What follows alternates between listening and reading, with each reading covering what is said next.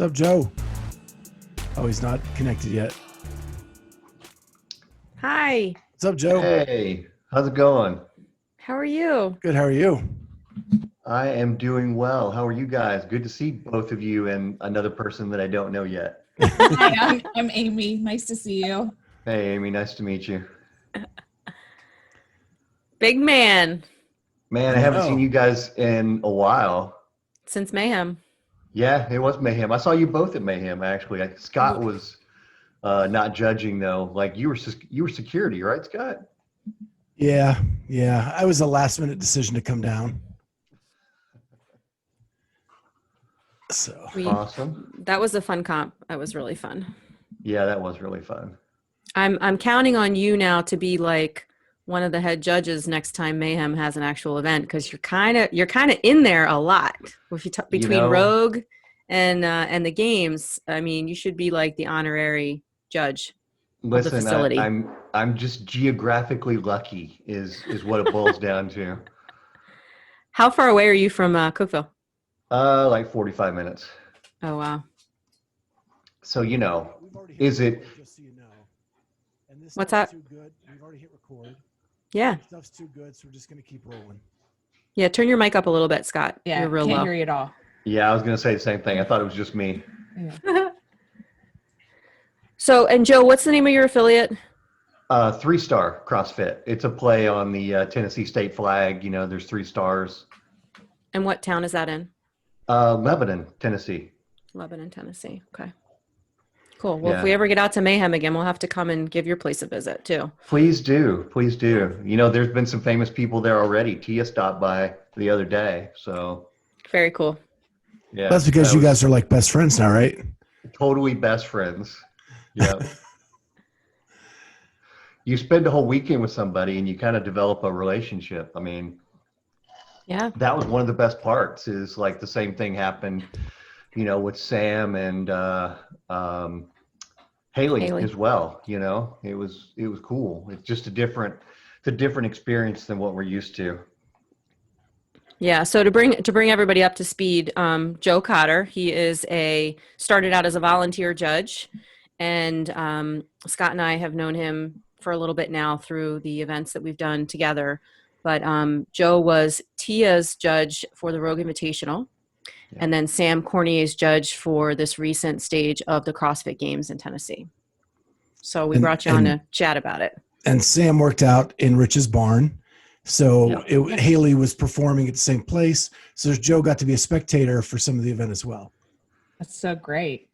It Yeah. was a very unique experience. A lot of people, you see the barn on TV a lot or in videos a lot, and you're like, oh man, that would be such a cool place to be. And yeah, the barn it lives up to expectation. That's very cool. Very cool. So such a different experience than what we're used to in in-person judging. Talk a little bit about the major differences there between like a normal sanctioned event or regional. There's a lot of differences, honestly. I summarized it for somebody the other day having a conversation. I was saying that, we're used to spending like 30 seconds with the athlete because we're at the end of their lane.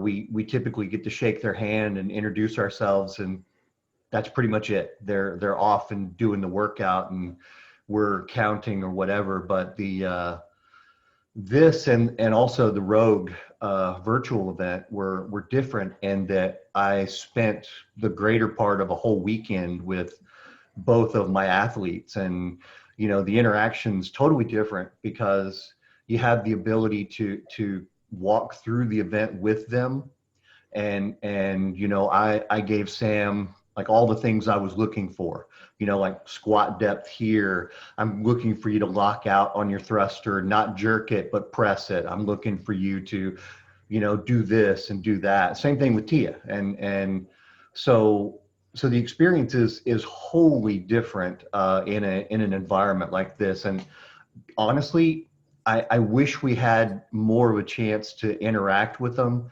I get that I get that when we're at like a competition or the games, you know, which we've been to, that they kind of want to preserve some of the mystery and they want the athletes to kind of react to the changed environment. But there's a lot to be said for how mistake-free and how smooth things go when you have a chance to really walk through things ahead of time. I'm Yeah. curious from your perspective, what was different as far as, or what felt different doing the Rogue versus this most recent weekend? The big obvious glaring difference was the fact that the Rogue was carried live and people were able to, well, cunning people like I put Shane Orr up there on my list of people that are the big thinkers. You know, he was able to watch other people competing in real time and he was feeding that back to Tia, like, you know, so and so did this in this time. And so she was able to kind of game plan accordingly. But this vastly different because big segments of it were recorded for us in the barn. As you might imagine, we weren't in Cookeville. We were like outside of Cookeville. So the internet connectivity was not the greatest. Okay. And we ended up having to send in a lot of our clips after the fact. So that's why you really didn't get to see a lot of Haley and Sam going live because the live feeds just had trouble. And so he was manually sending files up through Google Drive and things like that. Wow. Yeah. And I imagine the timing was a little less stressful at the games than it was at Rogue, right? Because everybody was on like a live clock on Rogue. Like you had to go 3, 2, 1, go. That would have Yes. been nerve-wracking for me. The windows that they had us in were kind of nice, and you know we had like a 3-hour window to do 2 events, and so that was another nice thing was the ability to like work with Sam and Haley and say, okay, when are you thinking about going? Let's make sure we've got enough time, you know, because the block was a hard cutoff. So you know, for example, like on the handstand event, you know, if Sam kicked up at 19:59, it was fine. I would just time him as long as he stood. But if he ran up into the end of his 9 a.m. to noon block, that was it. There was no more time past that. So we had to figure some of those things out logistically, or at least Sam and Haley did. And so that was a little bit different. But like you said, not everyone all going at the same time did afford us the ability to be creative a little bit with how we approach things. Yeah, I know at Rogue, I judged Saxon that weekend. Yeah. You know, we got to communicate over the headsets a little bit during that day. But what I loved about that is that they don't want to be no repped. Right? Correct. They want every rep to count throughout. And when you get to have those conversations of 10 minutes as opposed to 4 seconds, right. you get to work a lot of that out. And it's not gaming the system. It's this is what our expectation is, and this is what I'm going to call, and this is what I'm not going to call. And 100%. Run through reps. And I found that to make it much more stress-free as a judge, because they already know what your expectation is and what you're going to call. Yeah. And probably for the athletes too. I'm sure they appreciate that, you know, knowing full well exactly what's happening as they go into it. I heard too, or maybe I know that in every competition where there's an athlete briefing, right, that happens like in the corrals where the judges aren't present, there's no way to 100% guarantee that everything that person that's giving that athlete briefing is going to translate into what the judge is thinking or knowing on the floor.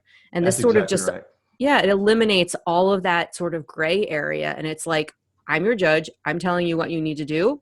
You and I are good to go.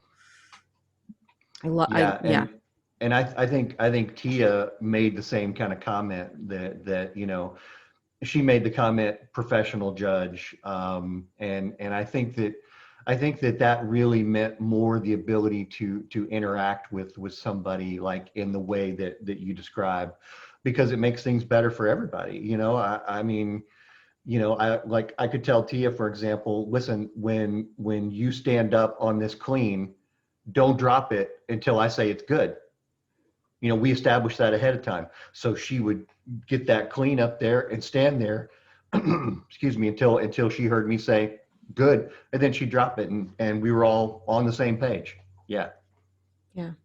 That is, and you can get familiar with sort of her movements too, and maybe predict some things that might get squirrely in an event coming up, and give her sort of the heads up, like, hey, I know you do this, not that she does anything wrong, but Right. you have a tendency to do this or that. Let's make sure that happens. I wonder if this will set the stage in the future for, different events. I know obviously the games is going to be small, and there's that opportunity to probably have that one-on-one judge athlete connection again, but it'd be interesting to see if sanctioned events sort of take notice, and maybe there's a way to assign like two judges, that you alternate and get a little break, but like two judges to one athlete for the entire event, right? Instead of Right. having all of this sort of back and forth and this lane, that lane, and everything else. Maybe there's something to it that. I can't see where if anybody were to watch these events and compare them to kind of what we've done before, what we've seen before, even going back to the regionals, where you've got really good judges, you've got really good athletes, and the final product to me seemed a whole lot better. People were like, oh, I didn't see a lot of no reps, and were the judges just counting, I think was something I saw on social media. And I'm like, no, there were no reps. You just didn't happen to see a lot of them because people had a lot of time to understand expectation, and they had a lot of time to talk to their judge. And, like one of the things, the very first day I met Sam, I was talking to him about, okay, some of the things I'm going to look for, squat depth and things like that. Well, Sam drops into an air squat, and he's basically on the ground. And I'm like, well, we're not going to have a problem there. So that's fine. You're able to kind of establish those things ahead of time. And it was really Right. great. And I think everybody benefits from that. Yeah, because in the moment when in that situation where you've never seen somebody squat before, right? And then you're taking 2 or 3 reps to try to figure out, like, is this just how they squat, or is this Right. not? So if Sam pulled something where you could kind of maybe tell it wasn't at parallel, you could call it right away because you already know that he can get Exactly much right. lower than that, right? Like, it just Yep. makes it a lot easier. That's a great point. So I've never judged anywhere other than, just in our gym during the open. I've taken the judges course, but I've certainly never done a regional event or anything like that. But I would think that there's so many less distractions doing it in these home gyms and these, online competitions than versus regionals, where there's so many different things that might distract you from, Yes. from, oh shoot, what double under was that, Yeah, no, that's absolutely true. Regionals, we're standing there kind of off of the competition floor, and we're worried about the order that we're standing in so that we can run onto the floor and hit the right lane when we stop. Right. And it's all those things that you don't have to fool with in an event like this. And we were able to just like attack an event. And there was a little bit of a difference in the Rogue versus the phase 1 of the CrossFit Games. The Rogue, they didn't allow spectators, even though there were still some spectators. They didn't allow music, and they didn't allow things like that. And the CrossFit phase 1 did. And so being in the barn, there was a collection of people around, as you might imagine. I don't know if you've seen the videos, but Yeah. there's always a crowd of people like there working out, hanging out. And Rich's a dog, kids running around, running around. and 2 dogs, Two running dogs, around, right? and 2 cats and horses and Couple buffalo kids, back over maybe? here. Yeah, and so there. I won't say they were distractions, but they were close. It was kind of cool, and kind of you guys have been there. Well, at least 2 of you have. You've been there, and you've heard like the roar of the crowd, and it's hard not to kind of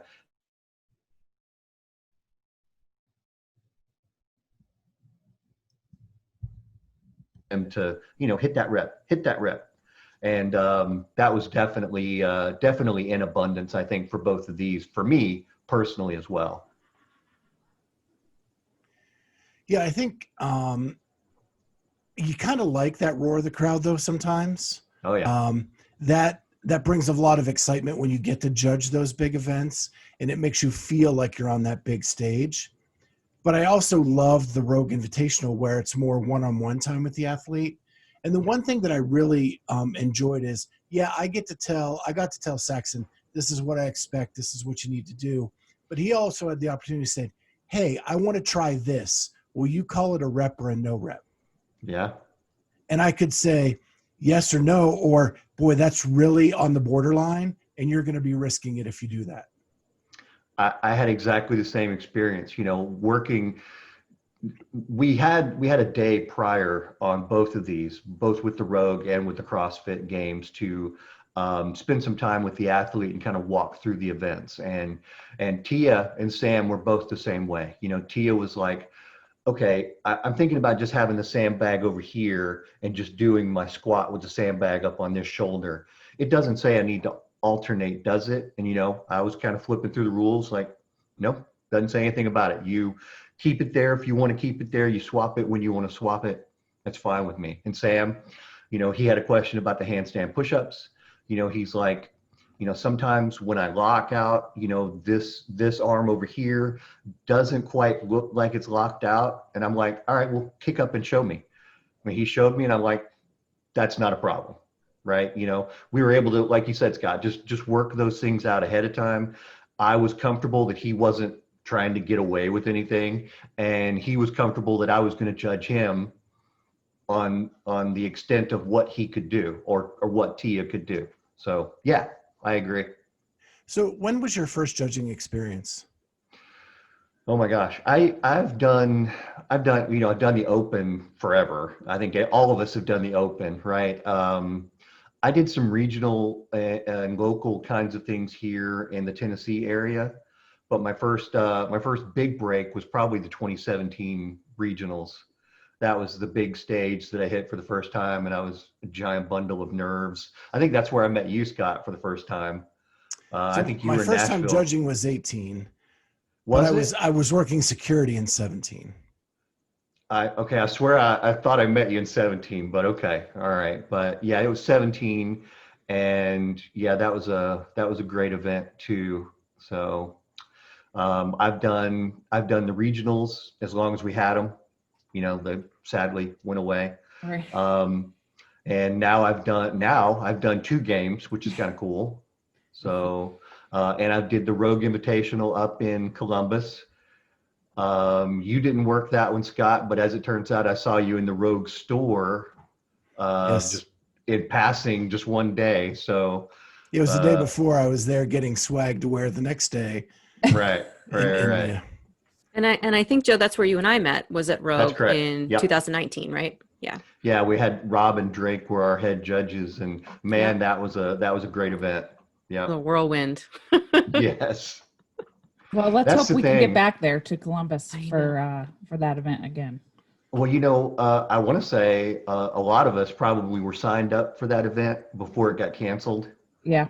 I think all of us on here were, yeah. Okay, well then, yeah, because I know I was, and I was really I had my hotel reservations, I was off work, I was ready to go, man, and unfortunately that one got canceled. Thanks, COVID. Yeah. How did you get approached for the games gig? It's funny. I just got an email out of the blue that I was a little starstruck because it said Adrian Bosman, and I'm like, oh, that's interesting. Is this some sort of a form letter from HQ or something? No, it was actually him going, hey, Joe, we're reaching out to people that we think might be interested in judging. And I didn't even finish reading the email before I hit reply. Yes, I'm interested in judging. Enter. Yes. I kind of wanted to fire that back as quickly as I could. And he replied right back and said, great, you're on the list. So Very cool. That was it. That's Again, awesome. Admittedly, I am geographically lucky. I think that they saw that I was here and they're like, well, he's not too terrible. We'll just take him. So, Stop. Come on, you're one of the better ones out there. Yeah, Well, that's cool. I appreciate that. I think I take it seriously, but they also took Deborah Stabler from Yeah. our judges crew, and what's funny is she's a coach at CrossFit Trivium, which is where Oh, Brooke Wells works out, Yeah, and Will uh, Morad, right? and Will Morad. That's Yeah, exact. And now Street and Streethorn. Alec and yeah. a million other people now moving to Nashville, but they didn't have her judge that one. They had her go to Cookeville too. So I thought that was kind of interesting. I don't know why they did that. And Tia and Matt's judge this time were both seminar staff Okay. and not like from our crew, Yeah. So that was interesting as well. Actually, for the Rogue event, I was supposed to judge both Matt and Tia. Right. I can't even tell you how stressed out I was Oh. about that, because I knew I was going to judge her, and then they're like, no, you're getting both, and I'm like, I was looking through the schedule and I'm like, this is going to be terrible. I was so stressed out. And then, Matt eventually dropped out. He wasn't hurt, but he was recovering. Yeah.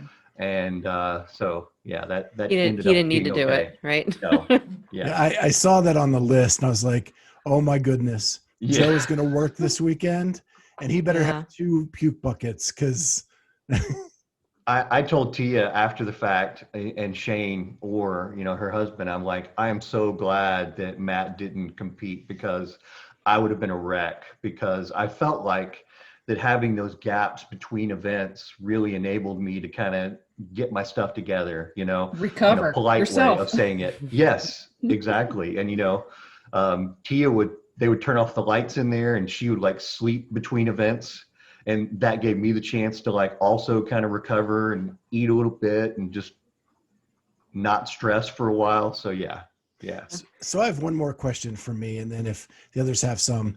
So for Rogue, part of the judging duties, you had to avoid the cameras with all of your Yes. movements. You could Yes. never be between the athlete and the camera, which Yep. forced you to do some different tangos and paso Yeah. dobles through the box to get from place to place. Did I you have the remember. same issue this weekend? They weren't, I mean, okay, they said, if at all possible, don't get in the way. But if you need to see something, you need to see something. And if you remember the Rogue, they gave us in our judges guides kind of the floor layout, and like the camera's here and you're over here, or the camera's here and you're over here behind the camera. We had the same kinds of things, but I will say that HQ was a little less concerned about us being in the shot, and they were more concerned about us being in a good spot to actually observe. So yeah. That makes sense. They weren't. Yeah, They it weren't makes putting on a sense since production. Rogue. Yeah, since Rogue was all on live, and this was Right. more. Yeah, they would have a chance to edit it after the fact, and like for the Rogue, yeah, if my giant head's like in the way of the camera and people can't see Tia doing reps, who knows what's happening, right? Yeah, sure. Yeah. Hey, Joe, did you have a chance to interact with those seminar staff judges at all over the weekend? Did you bump into them at all? Well, it's funny. They were invited to a barbecue on Saturday night at Rich Senior's house. Mm-hmm. They both elected not to go to that. I guess, they'd had busy days or whatever. But the reason why Matt and Tia were actually doing their workouts in Sparta, which is about 20 minutes south of Cookeville, is because there was an L2 seminar at Mayhem. Got it. And so those seminar staff from Mayhem actually ended up going to the barbecue at Rich Senior's house. And so that was Jenny Orr, as I'm sure both of you guys know, and She's Donnie one of my Vorbis. favorites. And Donnie was actually just 7 years ago. He was my L1, one of the people in my L1. So that was cool to catch up with him too. And having Rich Senior cook you chicken thighs and steak is also kind of a memorable experience. Love it. Yeah, one of my favorite parts from the Mayhem event was when I got to ride in a gator with Senior to my post. That was a fun selfie. Yeah. He's a great guy. Yes, he is. Cool. Well, Joe, thanks so much for taking some time out to jump on with us. It's always good to catch up with one of our judgy friends Yes. and get a breakdown of what they got to do over the weekend. And I know Kat and I can't wait to get back out there and see you on the road again. Yeah, it was fun seeing you do your thing too. Every time I saw you, I'm like, I know that guy. That's Joe. I do exactly the same thing. You know, I was watching all the other judges like, oh, I know him. I know him. Yeah. Yeah, it's great. Very cool. Oh, I'm glad that they got some of us non-seminar staff judges out there to Me do too. this, and it seemed like a perfect mix. So hopefully they Agreed. learned something, and we'll take it forward for sure. I hope we do, because I enjoyed it, and I think it gives us regular judges a chance to do it as well, and kind of mix it up a little bit with the seminar staff. And always great to see you guys. I look forward to when we can see each other again, whether it's the next Rogue or regional, sanctional, whatever. It'll be great. Sounds It good. was nice to meet you, Joe. It was nice meeting you. We'll see you soon, Joe. All right, bye, you guys. Have a good night. Thank you. Yep, thank you. Love him. So cute.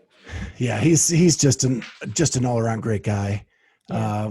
One of the people I love hanging out with at the different events, and it made me feel at home when I was first judging in Nashville in 2018.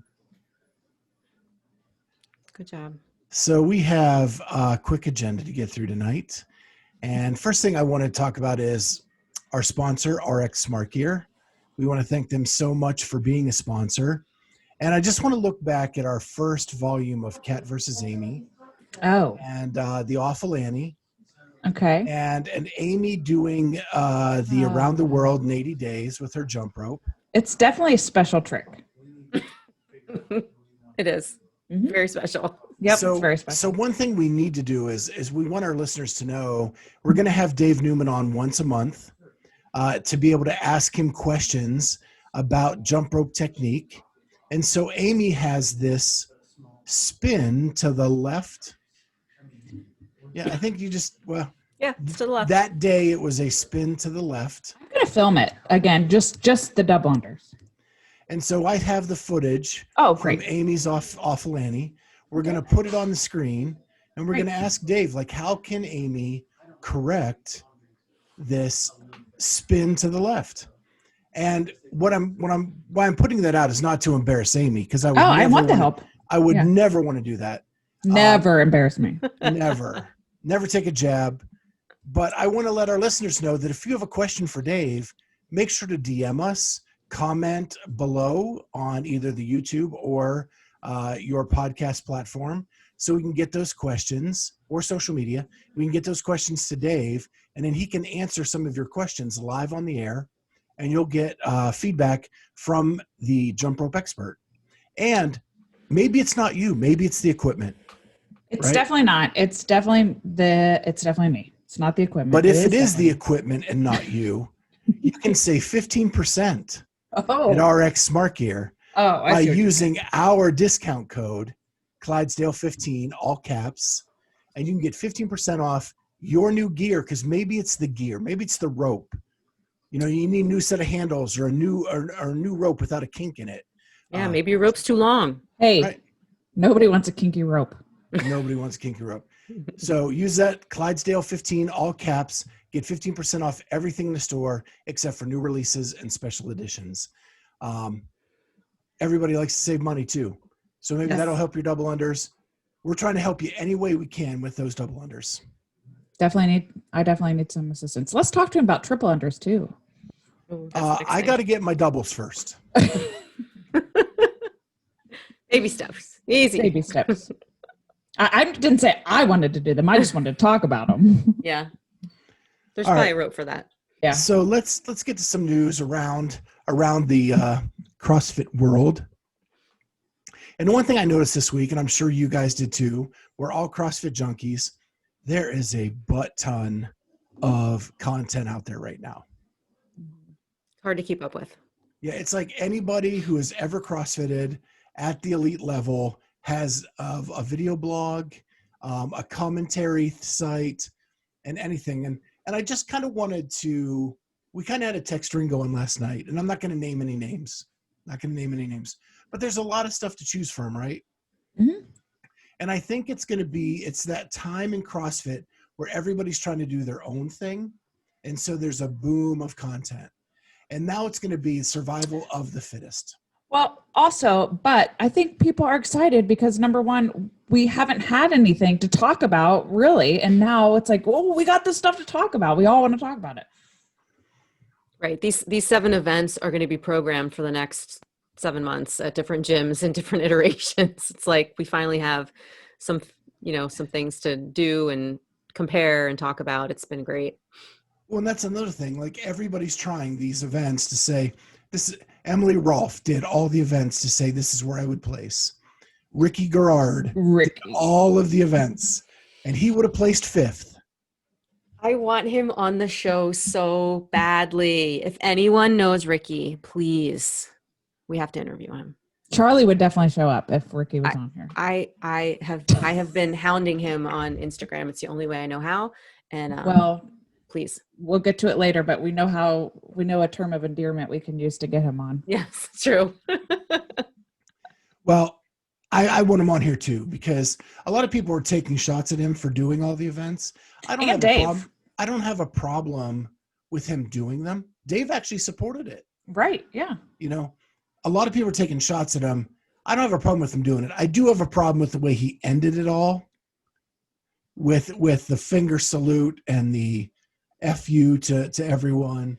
You know, He was fired up. he was. I just hope it wasn't roid rage. Right. Right. I'm just saying he says he would have been 5th, tested. but was he tested? Right.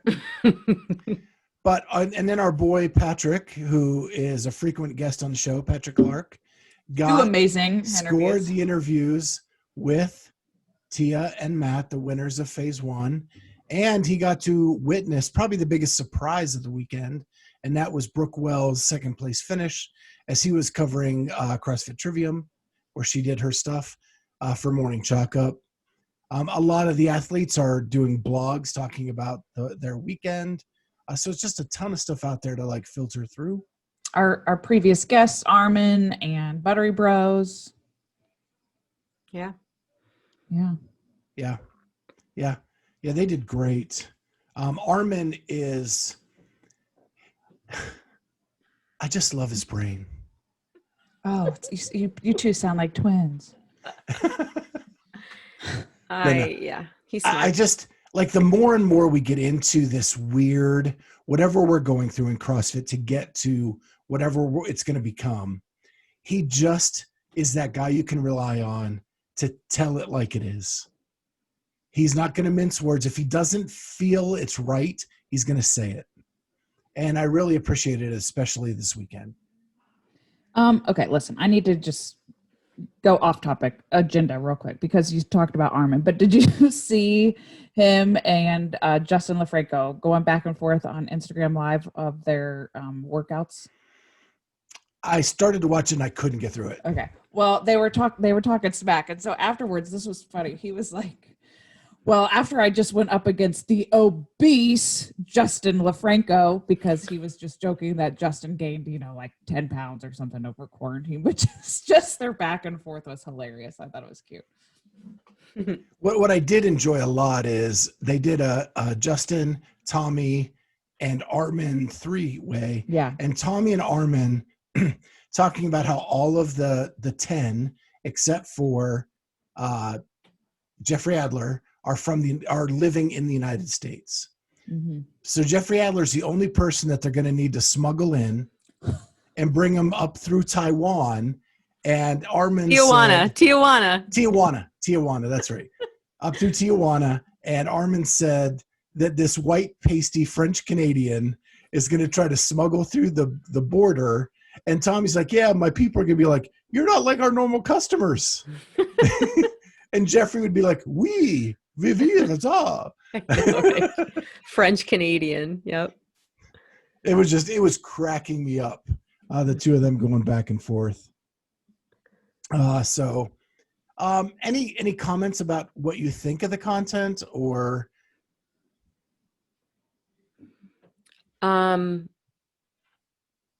No, No, I mean it's all good. Did you guys see Noah and Chandler? Noah interviewing Chandler the night before the games? No, but I've heard it's really good. It's Aw, they're so really good. cute. Yeah. I mean, it just makes you like Chandler even more, and it just, yeah, it was really good. Can you like Chandler anymore? I know, really. Oh, I mean, I next love to them. Armin, he's like my athlete favorite. He is Yeah. another one I want to He get on has the show. grown into your number one, and it's become obvious Yeah, sorry. I to know. your close friends. Maybe I should repost the picture of he and I from the Mayhem event where it looks like I'm giving him the stink eye, but I'm actually just looking up and the camera caught my weird eye angle and I look crazy. It's pretty funny. Yeah, I got a picture with him at Mayhem too, but he's just hugging me. So See, I Aw. don't do that. I don't have It's any like when Julie selfies with Fouché touched your athletes. lumbar curve. all right. So Yeah. there was an article this week in the Morning Chalk Up that I found pretty fascinating, and it was, "Are the days of boxes doing their own programming over?" And it started out with someone who was at a seminar staff, or not seminar staff, but like a level 1, Mm-hmm. level 2, and they asked the question, "What box are you from, and what programming do you use?" And like 70% of the people answered, Comp Train, Mayhem Athlete, all the different programmings out there, and Linchpin and all that stuff. And the person was kind of lamenting that when they started CrossFit, the cool thing about getting your L1 or getting your L2 was that you were going to get to create the programming for your box. And that was like this really cool concept that you were going to get to do. And we've kind of gone all away from that, where people are just purchasing a programming plan for their gym and going with that directly. And I know our gym has done that. And so I wanted to get your opinion on what you thought that was. Kat, you do your own programming, correct? I do. And I will tell you, it's a lot of work. It's a lot of work. And I don't have a big facility that I'm trying to manage, and I don't have a large staff that I'm trying to manage. So I understand why people would pay for it, especially when it's decent. I will also tell you that there's some really shitty programmers that program for their box, and they shouldn't be. Mm-hmm. So for them, it's unfortunate that they're not the ones that are actually buying it and using it for their athletes. But I can definitely see a need for it. And what happens is, if there's a need for it, people are going to be opportunistic. They're going to get their programming out there and they're going to make money off of it. And it's a great sort of shortcut for people that are really, really busy, running large affiliates and focusing maybe on community and other things. But I hope to be able to do my own programming for as long as possible. But I will tell you, there are some weeks when like the creative juices are just not flowing, and I will, borrow and steal from other people's programming, and I'll give them credit, in my little blurb when I post it, like this is stolen from directly or, inspired by Linchpin or whatever. Because if it fits the overall gist of what we're trying to do long-term, I'll use it. But I haven't been able to just sort of surrender, and it's not because I don't want to spend the money. I would spend the money. I just feel like I'm too connected to my athletes at this point in time to turn that over just yet.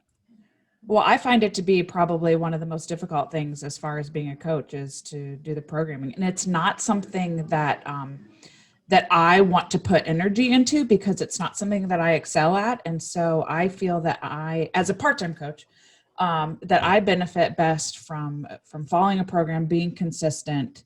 What I like about with coaching is that there is a template, let's call it a template, the actual programming, but then we tailor it towards our athletes, where we think, okay, we can push our athletes to do this, or, know what, we don't want to do this. So we can kind of mix and match that with using that template. But I think as far as like, it's a time saver. It's a no-brainer as far as there's your warm-ups all set. Again, tweaking it as being flexible enough to tweak it what you find best for your particular program.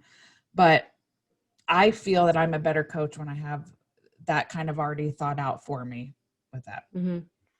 So I could see a gym being like, I could also see like a really big gym, maybe just say Mayhem, or okay, maybe not since they have their own programming, but like a specialized coach that just specializes in programming. But I think it is an art form.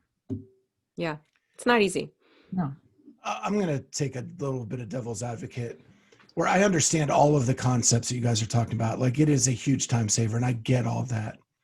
But I do think it takes away a little bit of the fun and the personalization that I experienced when I first went to our gym. You know, it could be a day where, you know, all of a sudden that it's beautiful and sunny outside, and we're going to move everything outside and do something. And then that gives the coach the opportunity to say, I'm programming this today. Or, you know, we did a week where we did throwback workouts where we drew a name out of a hat and a person looked in their notebook and said, I want to try to retest this. And I think like you lose all that with these programming templates, and it takes away some of the fun, which is what drew me into CrossFit in the first place. I mean, I can hear you about it, but I appreciate that's your experience. I just have a different thought process on it from a coach's standpoint. And here's the thing I can't stand, though. This is true story. I can't stand something being programmed based on weather. And here's what I mean. If it's cold outside, some places will not program running or that. And what I think is that CrossFit is to prepare for the unknown, and you just need to be ready to go whenever. Sure, if you're going to take that hard-nosed approach. But there also has to be elements Listen of up, fun. wuss. Get out there and put your hoodie on and run. Sorry, I mean, go the goal of CrossFit is to have fun and get fit. You know, we're not none of us are making the games. You know, none of us are even, you know, it's a very few that even win local competitions, especially in Columbus with the competition here. Right. You know, it's so like, I think that sometimes we lose sight of the fun aspect of CrossFit with all of these competition training programs. Yeah. Yeah. I agree with you. And like I said, I prefer, you know, the original programming for, you know, your community, but I also see the benefit, not the benefit, but maybe the draw of, it's kind of cool that CompTrain stretches over, you know, the whole world. It's almost like open workouts where you can compare your times to people in a broader scale, right, than just your box. Do you know what I'm saying?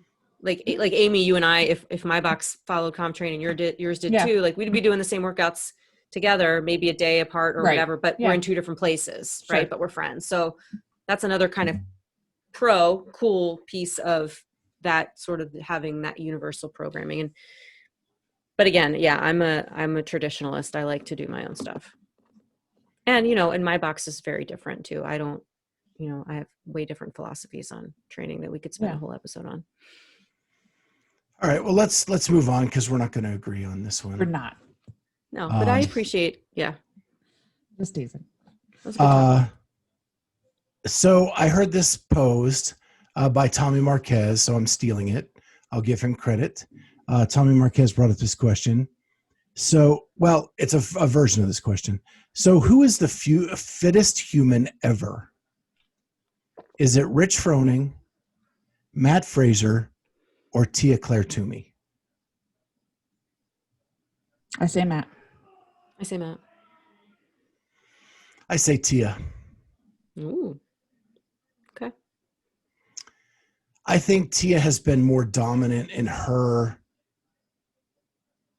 drive for three, and has had a lot more high-end competition coming after her, and still consistent high-end competition coming after her than Matt has. And it's not taking anything away from either of the other two. Mm-hmm. You know, I still think back, if Matt or Rich was in his prime and Matt was in his prime, that'd be a tough competition. But I just think Tia's been way more dominant. Yeah, I want to see Tia for one more year before I can make up my mind. I'm only picking Matt because I feel like he's got the 4, not the 3. It's probably the only reason. Well, I think after this weekend, Tia showed that she does not have a hole like the other 4 people in that top 5. Like, it would take her falling down the trail run mountain to not win this one in my book. Oh yeah, agreed. I'm not saying I don't think she's going to win it. I'm just saying, like, I think another year has to go by before I would call Tia the fittest. Just like it's going to take a lot for Matt not to get 5. Correct. So I think Matt has a much easier chance to get 5 than Tia does to get this one. Because I think the gap between Tia and her other athletes in the top 5 is a lot closer than Matt. I mean, you got a former games winner in that top 5 as well. Pastor Prime. Who knows? Shots fired. I mean, just totally Pastor Prime. And, Brooke Wells has gymnastic holes that Tia does not have. Haley has strength holes that Tia does not have. Katrin just doesn't have the ability to go from beginning of the week to end of the week at full bore anymore.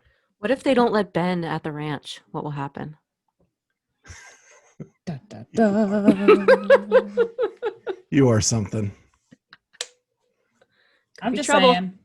saying. I think there is a closer gap there than Matt in the second place.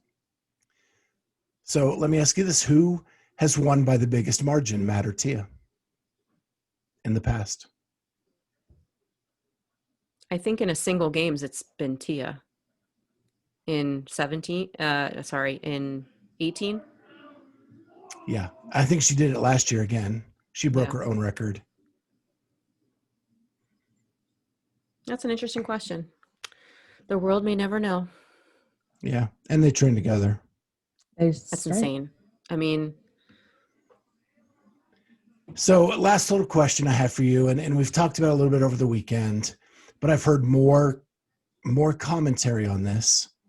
So programming for the phase 1 of the games, yay or nay? I mean, at first I didn't like it, but I feel okay about it. I mean, I don't have strong feelings about it.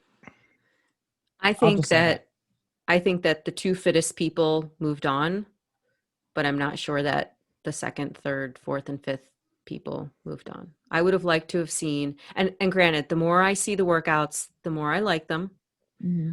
However, I would have liked to have seen a heavier barbell, believe it or not, in Awful Annie. Heavier. Yes. Mm-hmm. And one, in some other like 12, 13-minute workout. Yeah, I would have liked with to some see higher the skill longer one. gymnastics. Would have liked to seen some higher skill gymnastics. I don't consider a handstand hold a higher skill gymnastic. Sorry. That's like a foundational gymnastics skill. We did have deficit handstand, strict handstand push-ups that It's not high skill. at least one athlete did not finish. Yeah.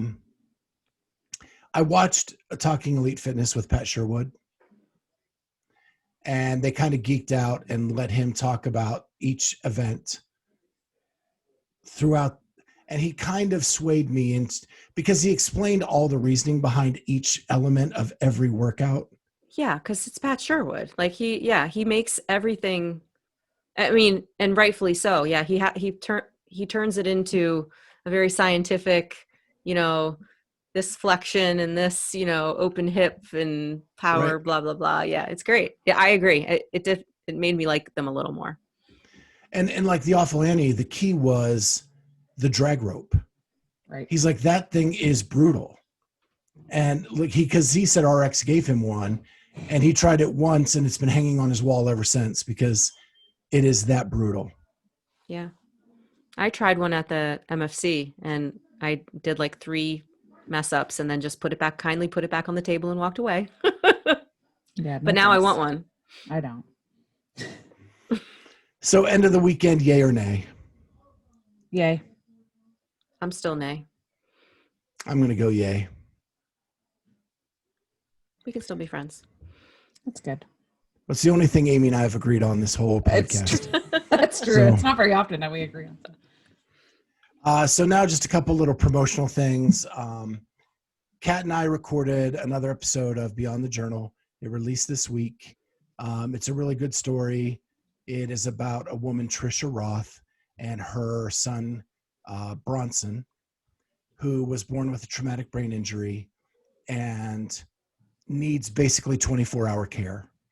And the reason, why she does CrossFit is to be able to carry him from room to room. And that is the only way she gets hugs from him, because he's not able to hug in the state that he's in. And that part made me tear up pretty bad in the interview. But if you want to check it out, it's available on YouTube and all podcast platforms. The podcast platforms Beyond the Journal, with Kat and with Kat, the Clive Zone Cat. And then on YouTube, it's on the same channel that you get all this great content with. So you can check it out there. Yeah, she's a warrior. And a fun little background too, Yeah. of competitive cheerleading and being a flyer. Woo. So there's that. And then I actually was a guest on another podcast called the Box Jumper Podcast with John St. Amand. And he's out of Nova Scotia, Canada. And that was a lot of fun. It was a really different interview than I've done before as a guest. And I'm always really nervous being the guest on the podcast. Now that I'm a podcaster, I like being in control of it, not just getting the questions. But it was fun. We got into some deep discussions about some things. And John was a great guy to do that with. So check that out. I learned a couple of new things about you. Yeah. It was fun. He went deeper into different areas than the other podcast I was on. So it was cool because it was a little bit different. So let's get to our stupid questions of the week. And our first one, we will go to Kat. Don't What go to me. TV I'm gonna go show? last. What TV show or movie best describes your life? So my life when? My life now? My life. Why is it every time I ask a question, you have like 18 additional questions? Because I have too many things in my brain. Yeah, I'm gonna have to pass because I'm gonna have to think about it some more. I'm sorry, I'm being a total party pooper this week. I don't know. I got mine. I don't know. I defer to Amy. The Goldbergs. Oh, that's good. I am Betty Goldberg. And I have a schmoopy who is my almost 18-year-old son. I always call him Schmoopy. I tease him about that. I say, when you're out on the football field, I'm going to wave to my Schmoopy. And, and I don't know. It cracks me up because she's just this little PTA mom. And I think I've lived that life. So I'm going Goldbergs. So mine is King of Queens. Mm. So Kevin James. yeah, I am the biggest klutz in the world. I trip over things when speaking. I just am always in a mess, and I think I'm in control, but really when it push comes to shove, my wife Julie, when she says jump, I say how high. Oh, yeah, she's the boss. Yeah. So King of Queens probably best describes my life and its hilarity. Kat, still passing? I got nothing. I mean, there are no shows that I can think of. And it's not like I forgot to do this homework. I just can't think of a show. Maybe we'll have to do our own. All right. So question number 2. What is the best celebrity encounter story you have? Amy? Okay. I think it was 2 summers ago. I went to Punta Cana with some friends. And, we were just vacationing, and one of our friends comes out of the bathroom. He's like, I think Doug Peterson's over there. And we're like, what? And he was like, the coach of the Philadelphia Eagles, the one that just won the Super Bowl. And it was. So Super Bowl Doug was staying at our resort, and him and this is cool, all of his buddies from high school and growing up were there. So there was like 20 of them and their spouses.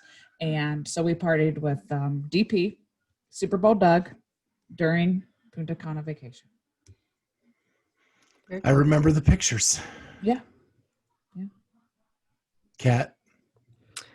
I'm going to have to say Howie Long. So I met, right? Villanova's own. Yeah, I was in Dulles Airport traveling for work, and he and I were on one of those crazy shuttle bus things that have really long legs. They look like Star Wars crafts, and they go from one terminal to the other. And he was on that with me, and I was frantic I guess back then, I don't even think we had cell phones. This is probably like the mid 90s, right? If we did have cell phones, they weren't the kind where we were taking selfies and pictures. So I was rummaging through my bag to get something for him to sign an autograph, because that's what you did back then. And I have his autograph, and it's on the back of like a receipt for Dramamine in the terminal, the airport, because I get airsick and I have to get Dramamine every time I get on an airplane. And he was super kind and really sweet. And so that's my most memorable. And I still have the autograph somewhere in a jewelry box. What I find extremely funny is that I'm the big football guy, and your 2 encounters were with football players. Yes. And mine is not. It's a rom-com actress. Ballerina. It's not. It's even better than that. Oh, shoot. So the year's 1982. Oh. I'm way back. I'm at swimming sectionals in Edinburgh, Pennsylvania. I was 4. Yeah, shut up. I was not. Okay. And so I'm staying in a hotel. My sister was a diver and I was a swimmer. Oh. So Friday night she would dive, and then I would swim all day Saturday. So we're staying in a hotel, and we come out in the morning, and I was a nervous competitor. So I'd be up like super early in the morning and out like walking the parking lot. So I'm out walking the parking lot. I see this huge like tour bus in the parking lot of this Holiday Inn. And so I'm curious. So I walk over, and the bus driver's standing there, and I'm like, whose bus is this? And he's like, this is the bus for Daryl Hall and John Oates. And I said, Very cool. What? He said, yep. He goes, they played the college last night, and I'm taking them to Saturday Night Live tonight to play. And I'm like, what? He goes, hey, you want to help me load up their gear? I'm like, what? And he's like, like free labor. So I walk up. He's like, this guy's crazy. We walk into this trashed hotel room, and there's stuff everywhere. And we're picking up like drum kit pieces, guitars, and I'm helping him load the bus. So we're saying, I'm out. He goes, just hang out with me. They're going to come out in a minute. And so they come out to get on the bus, and here comes Daryl Hall and John Oates. And they're like, hey, what are you guys doing here? And so me and my friend were sitting there, and they signed autographs for us. And then they said, hey, you want to come on the bus and check it out? So we went on the tour bus, and it was immaculate. It had beds, it had a dining set. And when you went to the back, it had like leather chairs that you could hang out with a stereo and a TV and all this stuff. That is so cool. So I got to meet Daryl Hall and John Oates. Super cool. Yeah. And you can say it ain't so, but it is. That's great. So that is my experience. And now I'm going to turn it over to Kat to talk about next week's release on Monday. Got it. She's Yes. the one that did all the editing and production for Oh, next I hope it week's turns out episode. okay. I hope it turns out. So the podcast is in the can, ready to go. We're still working on the video. Scott and I are going to have a Zoom call on Friday to teach me how to do it. But yes, so we met Julie Rappaport at the Masters Fitness Collective. She was the front runner in the 45 to 49 age group category. She is a tiny little thing. She's, 5'1" or 5'2", which is like my height. And yeah, we learn a little bit talk about her life before CrossFit and all the things that she's accomplished. She's been to the games a bunch of times as on teams and as an individual. And we just catch up with her and see how she fared in the MFC. So it was a great time to chat. She's awesome. Yeah, it was a great time. She is a tiny and beast. jacked. Tiny beast. Jacked. Yeah, just like Kat. The pictures, no, like the pictures, she is ripped to shreds. It's awesome. Love it. Can't wait for you guys to hear it. All right, so now it's that time that Amy loves the best. I'm ready. Best thing from the internet. And since Kat has passed or not gone first, let's go with Kat first. Okay, well, I kind of already let it out of the bag. It was the thing you're not so happy about, but it was Ricky Garard's final Awful Annie performance on Instagram. I was okay with the performance. I know you were just the post-performance antics were not your favorite. I just, like I said, it was cool to see. He's working really hard. I would like to talk to him. I think everyone's seen it, so I don't really have to go through it. But he has a lot of energy and is very fired up at the end of that workout. He's got very colorful language. Yes, very colorful regional Australian language that we Americans may misinterpret. And we just learned that. I just learned that. That means something different. Apparently. Mm-hmm. So, Amy, what do you got? This is like a throwback. Everything's all about 80s for me today because the Goldbergs is, takes place in the 80s. But my favorite thing on the internet is Cobra Kai on Netflix. Who doesn't want to see Ralph Macchio come back? Oh my God. And Johnny. So if you haven't seen it on Netflix, tune in. Is it like a limited series? Is it like a full blown? How many hours do I need to spend binging this? So I think it's 8 episodes a year. They have 2 years done, and the third one is coming out soon. Oh, good grief. Okay. So it's not Maybe a limited it's 10. series. It might be 10. It's a full blown show. It's a show. It's a Okay. show. But they're only half-hour episodes. Yeah. Oh, good. Okay. I can do that then. And I mean, it's so funny. My favorite part is when he's like, medic. So I actually found that like a couple of years ago when it was on YouTube. Yeah. And I actually did the YouTube free trial to watch it and then binge watched it. And then I paid for 1 month of YouTube Premiere to watch it. Just to watch Cobra Kai. So it is everything about the 80s.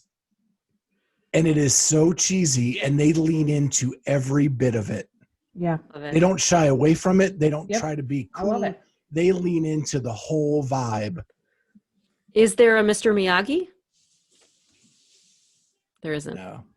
So is there a so Mr. Miyagi? It's a new storyline. The basic premise is that Johnny has had a rough life. We all knew that was coming. And he decides that he is going to open up Cobra Kai. The old Cobra Kai is going to renovate it and open it up and start teaching karate. Got it. And Ralph Macchio, or Daniel's son, is not happy about it. And he's going to corrupt the whole valley again. But Cobra Kai takes on all the nerds and geeks. Okay, so it's kind of like the opposite. And then Ralph Macchio ends up training Johnny's son. I like the twist. And there's some crane kick. Is there some leg sweeping? Any leg sweeping? I'm not going to give any. Yeah, I don't want to give that away. But the first season ends with the All Valley Karate Tournament, just like the first movie. It does. It's so good. So good. I told you, it leans into all of it. Yeah, that's if funny. if you like the movies, you'll love the show. Very cool.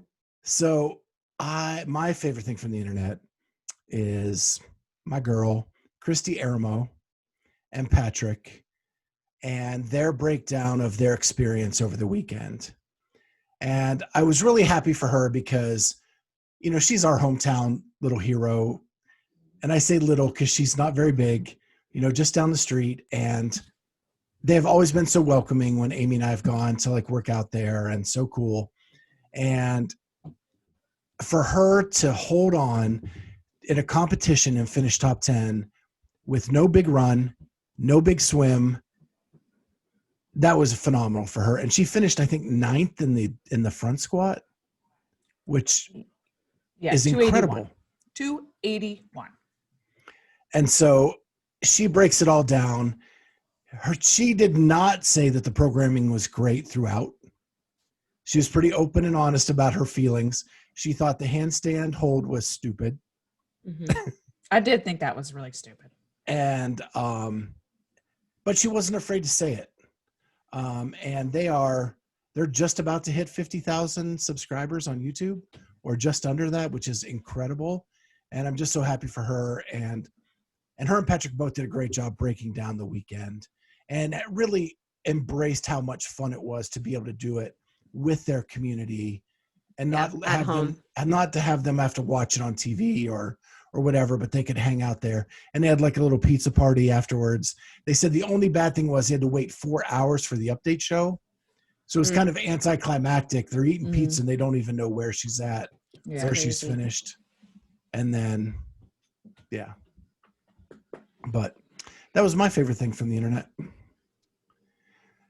So with that, we want to say a big thank you again to our sponsor, RX Smart Gear, for supporting us. And don't forget that discount code of Clydesdale15, all caps. And please like, subscribe, comment. You know, call Kat out for not having a movie that describes her life, or a TV show that describes her life. We want to hear it. We want to hear your comments about that. If someone can give me a suggestion, I'm all ears. And share with your friends. All that stuff helps our show. It helps us get a little more views, and helps us be able to grow, get more sponsorships, get more stuff. So thank you for all of your support thus far, and continue to do so. And we'll see you next time on the Clydesdale Fitness and Friends. Bye. See ya. Whoa!